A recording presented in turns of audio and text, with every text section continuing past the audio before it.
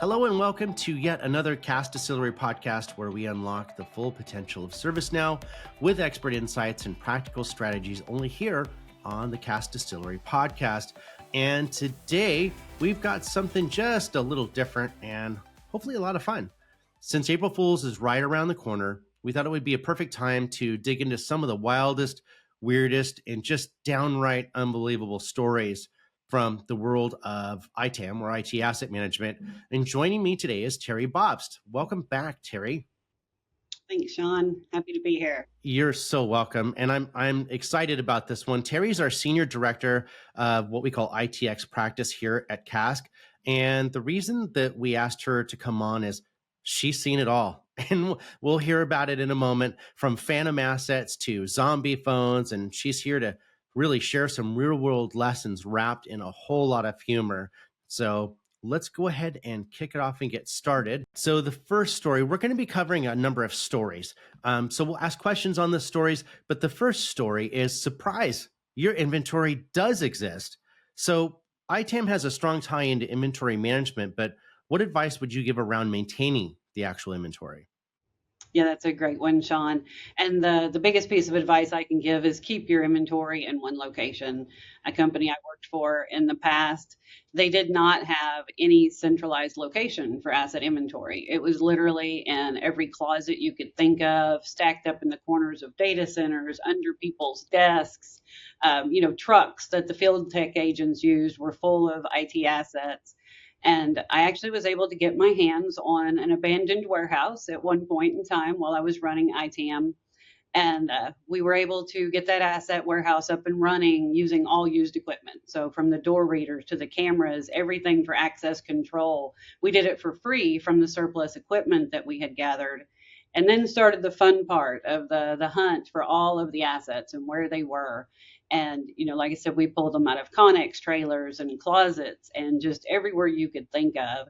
And once we had them consolidated, we realized we were sitting on tens of thousands of dollars of usable equipment that no one even knew existed in the organization. So we were able to pull all of that back in, supply the warehouse, get it up and running with used equipment, and then start redeploying that equipment. So, if you're playing hide and seek with your asset inventory, your budget's the one that's going to lose. Yeah, it's like a good cost recovery on that one. So story number 2, the employee's gone, but their phone still works. So maintaining accurate asset assignments are critical to an ITAM program, but what can happen if it isn't monitored? Yeah, then that's a really good one. It's kind of a horror story, definitely good for April Fools. So if you're not monitoring assets that are assigned to inactive users, you need to start now. We thought we had a pretty good handle on our ITAM program, but we were using spreadsheets and sticky notes and SharePoint, like so many organizations are for asset management. And once we implemented ServiceNow and we had hooks into Active Directory, into our HR system, so that we were really seeing our employees and whether they were active or whether they were termed, we started running reports on assets assigned to those inactive users. And we literally found dozens and dozens of cell phone plans that we had been paying for month after month after month for people that no longer worked at the company. So it was, thousands and thousands of dollars a month that was being spent on these cell phones that we didn't even know where they were. And we didn't know the employees weren't, active anymore. And so maintaining that is absolutely critical, because the zombie phones, the zombie subscription for software that's assigned to those, that's what's going to get you. And the third story is finders keepers, said the department. So let's talk about, how you deal with territorial departments, and have you ever dealt with teams that think their hardware is personal property? Like, no, you can't have it. It's ours now. Yes. A lot of people think that possession is 9/10 of the law. And a lot of organizations have that problem. They have a decentralized inventory budget for their assets. So the departments feel like they own them. They came out of their budget. So they have laptops or monitors or the cell phones that we were talking about. And the people, term, they leave the company. And because the department feels like I own those, so they're mine, they shove them in their drawers or in their overheads with the intent that, oh, I'm going to redeploy them when I hire somebody. Hmm. But the fact of the matter is, by the time they hire someone, they have forgotten they have those assets. So they submit requests, we get them new assets, and those assets just sit in their drawers or in their overheads. They go out of date, they are unpatched, they're not secured, and you're spending money, and those are just wasting money, not being used. And then the worst thing that happens is, you've done a really good job to make sure that, Windows is updated across your organization. And then all of a sudden, here pops up a Windows 7 laptop on your network. And you're like, where in the heck did that come from? We knew we upgraded all of those. Well, it was somebody's that had in a drawer, and they were like, hey, new guy, here's you a laptop. And they hand them a Windows 7 laptop that now is not patched, it's not secure, and all of the alerts start flying off. And so it's really critical, if you can, to centralize your IT budget. I was able to build a really strong use case for centralizing all of our standard hardware into the ITAM budget. And once we did that, then IT asset management, said, okay, this person no longer works here. Here are the assets assigned to them. Please return them to me now. We would get them back in. We would scrub them. There was no PII data. There was no subscription software or licensed software still on them that we were liable for. And then we would redeploy them as the next request came in. So you keep your assets in use throughout their entire life cycle. And in that first year of doing that, we saved $150,000 in 1 year by being able to say, no department, you do not own these. Possession is no longer 9/10 of the law. You have to return them. We're going to redeploy them. That's a great story. So story 4 is the case for the disappearing $16,000 router. And have you ever had a high value asset just vanish into thin air? Like it went out for a lunch break and never came back. Yes, I have. And this is a really strong case for making sure that your ITAM program is maintaining a chain of custody when you're transferring out, especially high dollar assets, but really any assets. It's really important. So, we had purchased the $16,000 router from the vendor for a project. It came time to deploy it. The network team said, we don't have it. Like, well, we don't have it either. And they're like, well, you must have it because it's not here. So, we checked with the vendor, we got the serial number, we were able to pull up the asset record and see that there had been a transfer order made on that asset record. We also scanned in the signed copies of the transfer orders. So we were able to see exactly who signed for it. So I printed that out and I went over to the network admin and I was like, do you recognize this? And then he's like, oh, I think that's that box under my desk. It was literally sitting under his desk for months. He'd just been propping his feet up on it, and it was a $16,000 router. So, yeah, don't let it's under my desk be part of your ITAM strategy. Yep. And story 5 is, spoiler alert, your payroll system shouldn't be vintage. So how does a hardware refresh and how should it be a part of a solid ITAM program, and what can happen if a company doesn't proactively refresh their old hardware? Yeah, so nothing says enjoy your holiday weekend like a dead payroll laptop from 2009. And that's exactly what happened where I was working. They did not have any hardware refresh program ever. So literally things, were in use until they died and turned to dust. And this was a high visibility. It was a 24/7 environment. So there was a lot of critical assets that once they start aging out, not only does it increase your cost of ownership because they're going to have more incidents against them, they're going to have more downtime, they're going to disrupt your business. And this was a really, really good eye-opening use case for how disruptive to business it could be. So it was a Memorial Day weekend that also happened to be a payroll date when payroll was processed. And come to find out, the payroll for the entire organization was run on a 2009 model laptop. So it was over 9 years old at the time.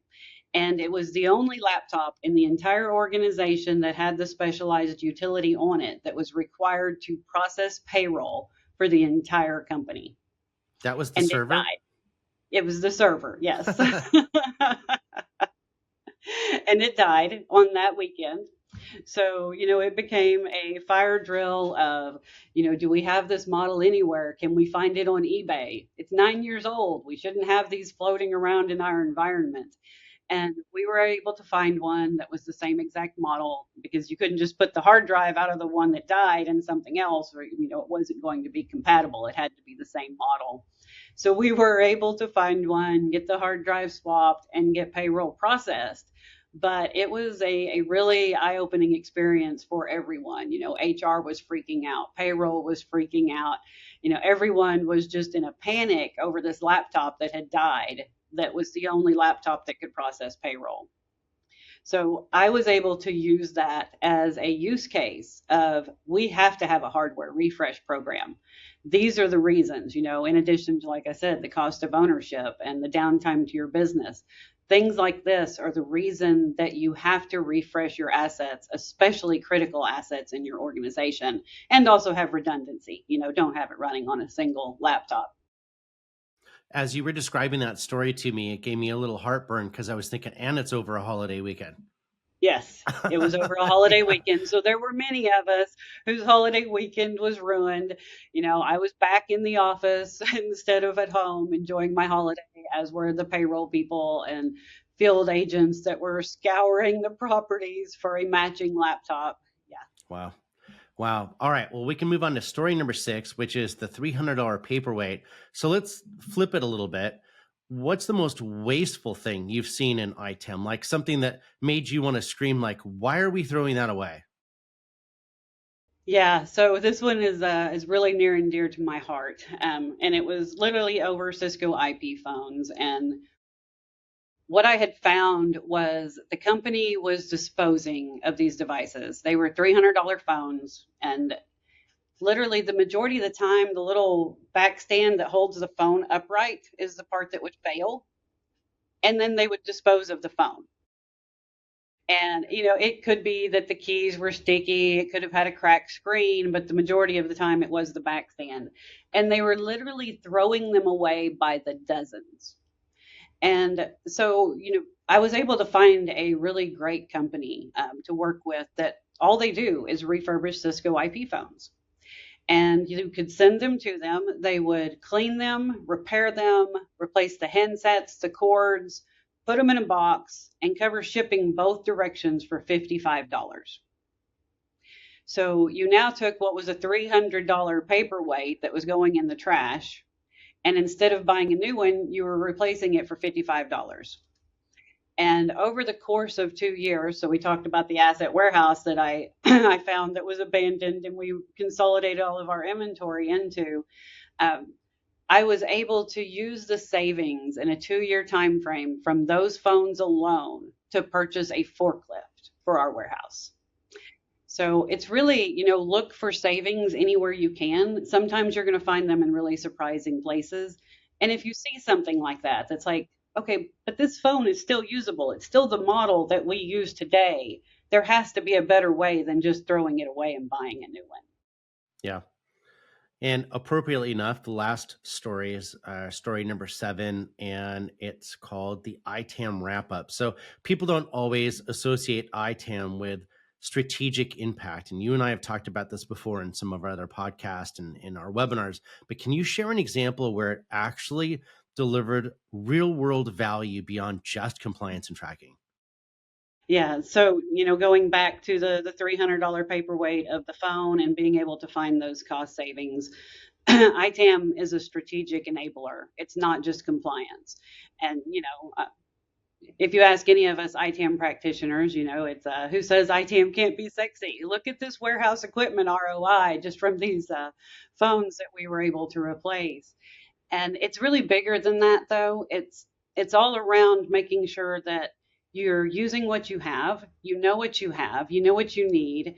And if you have a way to extend the life of those assets or to refurbish those assets and they're still within a good usable solution and they're within their life cycle, redeploying them. So that also goes back to consolidating your inventory so that you do have the ability to say, I have distributed all of these assets, tens of thousands, millions of dollars of assets across this organization. When they're no longer in use, they're coming back to me, to the ITAM program. And then the ITAM program can say, yes, these are still usable. We can, use them over here in a new build or in a new project, or we can redeploy them to new people as they come in. And it's, all around the hardware, the software that's associated with those, and of course making sure that the people that are using them are still really employees of yours and that you're not paying for cell phones for people that no longer work there. And so it's really when you start to run ITAM smart, you stop being a cost center and start becoming more of a value center. Yeah, well, that's great. And thank you for all the input and, as usual, your guidance, Teri, and coming on the podcast again. Yeah, thank you. This was a lot of fun. It was a great stroll down memory lane. Yeah. So for those of you watching, please comment, like, share, because sharing is caring, and let us know if there's something that you would like to see. And happy April Fools. Take care. Bye-bye.